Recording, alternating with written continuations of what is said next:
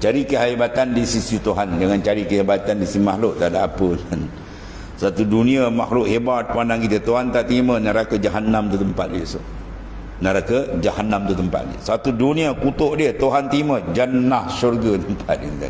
Maka cari mana keistimewaan di sisi Allah Ta'ala, pengiktirafan Tuhan. Jangan cari pengiktirafan makhluk yang mana mereka mengukur dengan kacamata yang kotor, dengan kacamata nafsu.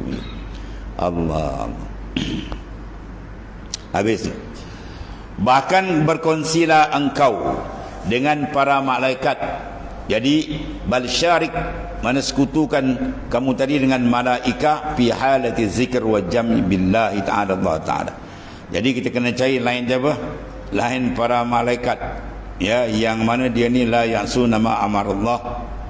Apa yang Tuhan suruh dia tak pernah derhaka. Iaitulah dia sentiasa ingat kepada Allah Ta'ala dan memberi sepenuh tumpuan ke atas Allah Ta'ala, kerana segala roh itu tidak mampu menanggung was-was nafsu. Jadi kita tiru cara malaikat. Apa masuk kesimpulan dia? Beri ketaatan kepada Allah Ta'ala, ya, dalam bentuk mendekatkan diri kepadanya, ya, dengan beberapa jalan-jalan telah ditunjukkan oleh Allah Ta'ala. Dengan banyakkan zikrullah, ya, himpunkan kalbi kita dengan dia, insya-Allah dia akan selamat.